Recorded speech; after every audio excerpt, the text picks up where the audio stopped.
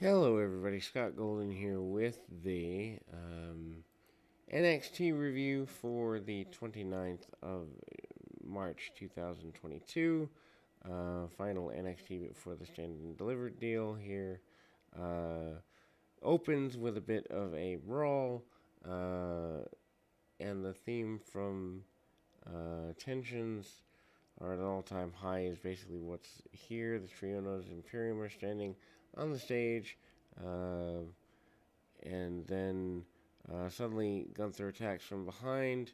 Tag team champions Bartel and Agner are struck next by LA Knight and tag partners from the Night MSK. They jump Imperium before the match kicks the show off, and then Imperium, Gunther, Bartel, and Agner defeat LA Knight and MSK. Agner pins Carter, winning the six-man match. Lots of focus on LA Knight, trying to rehab his character at least a little bit. LA Knight is a house fire, jumping Imperium before the bell, cuts him off. Will Smith references after Agner slaps Knight, so I guess they've done live commentary. Hot tag to MSK, going wild, tandem moves. Carter dives out of the ring needlessly. Lee then goes on to follow with a dive of his own. Gunther moves and hits a big boot. Imperium works over Lee during commercial break. Lee is able to tag out.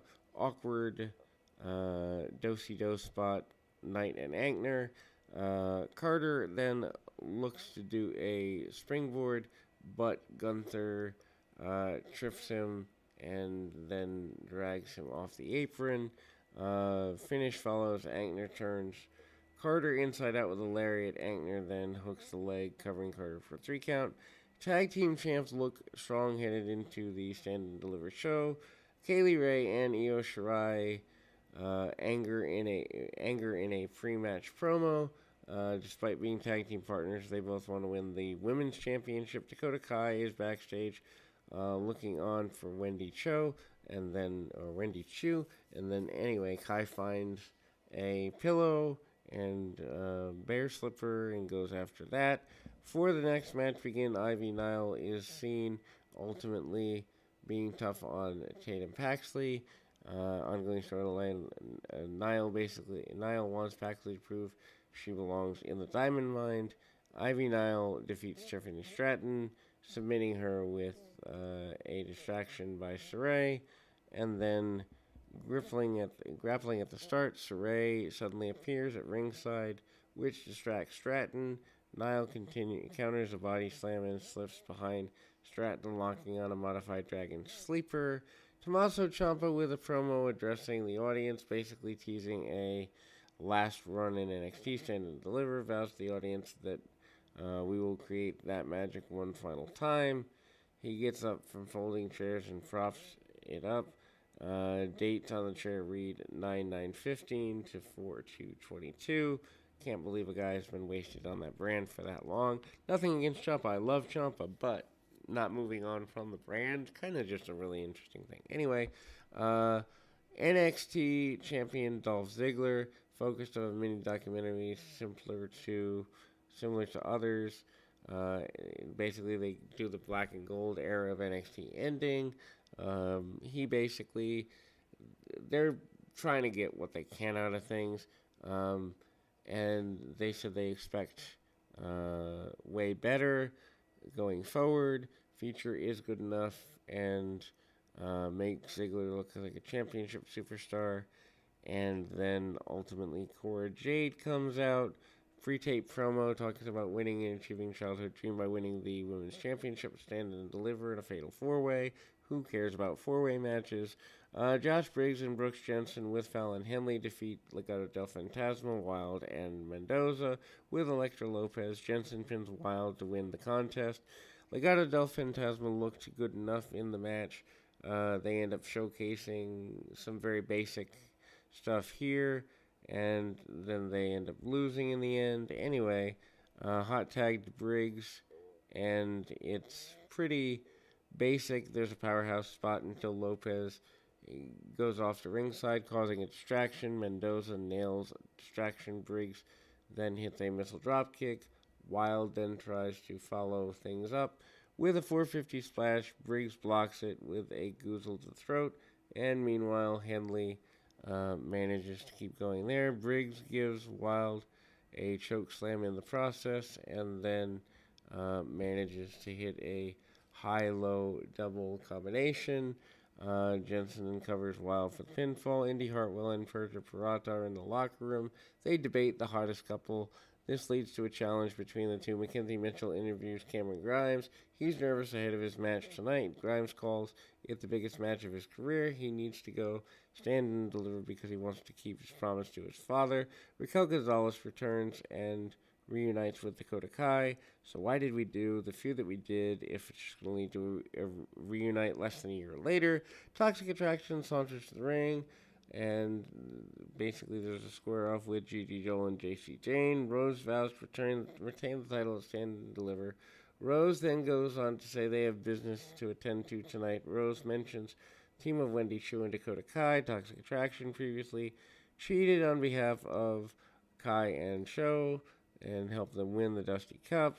Rose then says Show and Kai failed them. Toxic Attraction is presumably the ones that attacked Show, missing earlier in the show.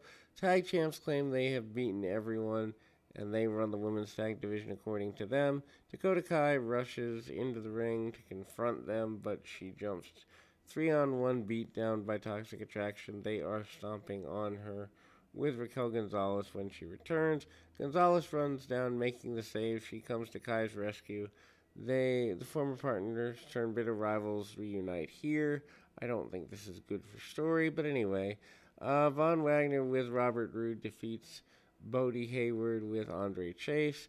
Wagner pins Hayward, basic match. Hayward gets shine more so than ever before. Still a showcase for Wagner. He's clearly getting a push. Wagner wins using a modified Oklahoma roll type maneuver. Jacket time, Kushida and Ikemanjiro ringside to provide Japanese commentary. Why, we don't really know. Anyway, and then basically stereotypes abound here, but it's WWE, so no one really holds them accountable for it. Jacket time duo deserves better than this. At least some people believe that, but it's not going to happen here in WWE. Wagner attacks Jacket time after the match. He dispatches Kushida, and then Wagner throws Hero in. He plants Hero with a Falling Fireman's Carry Slam, and then goes after the same move Wagner uses to win the match. Wagner then hits the gets rid of the signature jacket. D'Angelo, pre-tape promo, vows to defeat Ciampa at Stand and Deliver, vows to become the new Dawn of NXT.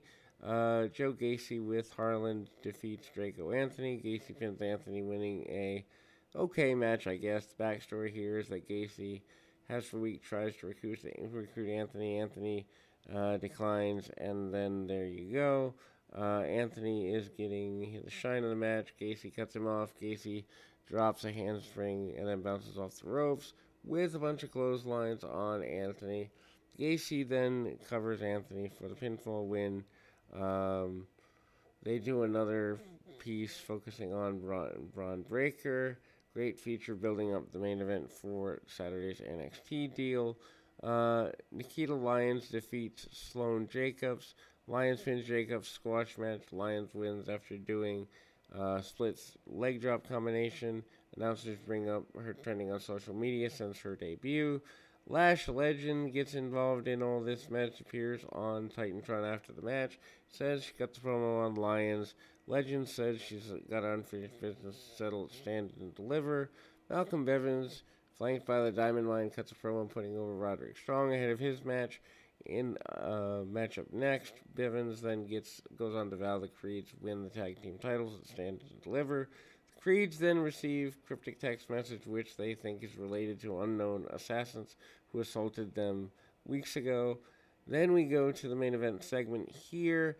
Cameron Grimes defeats A-Kid and Roderick Strong. Triple threat match, last chance qualifying match for the North American title deal here.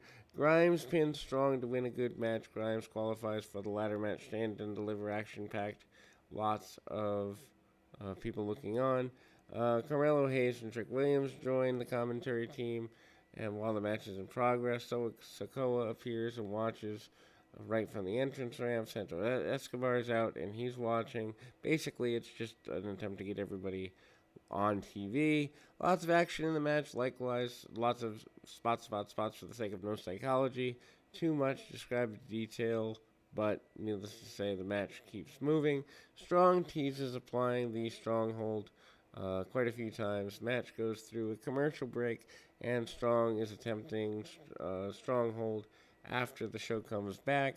Cameron Grimes fires up late in the contest, makes a rally, leaps off the top rope with a cross body, but pinning attempt breaken up by A-Kid. Grimes goes to plant A-Kid with a swinging Uranagi. Strong breaks up that pinfall. Grimes qualifies for the ladder match with the win, and after the match, everyone involved in the ladder match on Sunday cuts a last-minute promo, and they brawl, and off the air we go. Anyway, so I guess it's good enough, but I don't know. WWE has certainly fallen off over the last 2 years with the NXT brand at the very least, with all of their product, to be honest. But it is what it is, and the talent is trying. We can say that much. Anyway, we'll be back with more right after this.